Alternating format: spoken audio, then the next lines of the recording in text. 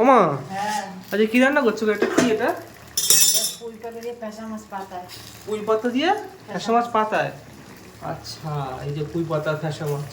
আর কি করছো এখানে? দেখছিলাম আর এই কচুর শাক, কচু কেটেছো এতটা। কচুর শাক কি দিয়ে করবো? চিংড়ি মাছ দিয়ে করবো। চিংড়ি মাছ দিয়ে কচুর শাক। হ্যাঁ। বন্ধুরা আজ হচ্ছে পুঁই পাতা দিয়ে ফ্যাসা মাছ পাতায়। আহা, অনেকদিন পর মাছ পাতায় খাবো।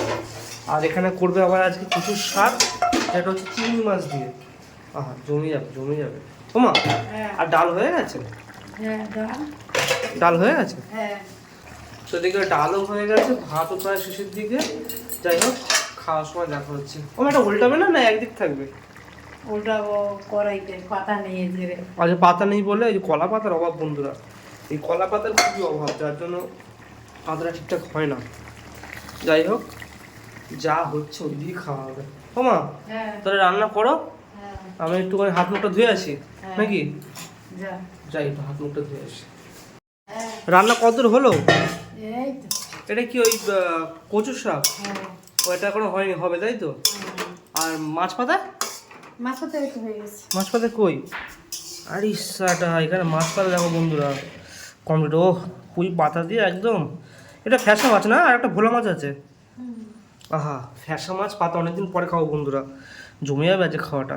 ওহো মা, হ্যাঁ। তো তাড়াতাড়ি দাও খেতে। বসে বললাম খেতে। এই দেখতেই পাচ্ছ এখানে এই যে কচু আর এই যে চিংড়ি মাছ দিয়ে একটা ঘ্যাট করেছে।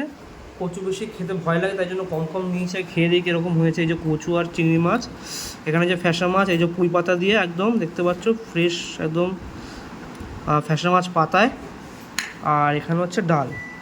যাই হোক, প্রথমে একটু এই কচু দিয়ে খাওয়া যাক। ওহ, সেই সেদ্ধ হয়েছে। আর এখানে যে চিংড়ি মাছটা রয়েছে বন্ধুরা, চিংড়ি মাছ দিয়ে ভালো করে মাখিয়ে নিয়ে খেতে হবে। বাহ, হ্যাঁ। বেশ ভালো হয়েছে। বন্ধুরা এবার খাবো এই ফ্যাসা মাছ, যেটা মা পুঁই পাতা দিয়ে করেছে। এই মাছে কিন্তু বন্ধুরা একদম পুরো বিশাল কাটা হয়, কিন্তু টেস্ট আছে মাছটা। পুঁই পাতা দিয়ে ভালো করে এরকম ভাতটা মাখিয়ে নিতে হবে একদম ভালো করে। আর এখানে একটু মাছ ভেঙে নিতে হবে। ওহো দেখো একদম কি কাটা, কিন্তু এই কাটা গলায় আটকায় না, ভয় নেই। খুবই পাতলা সরু সরু কাটা হয়। তো এটাকে ভালো করে ভাতের সাথে মাখিয়ে নিয়ে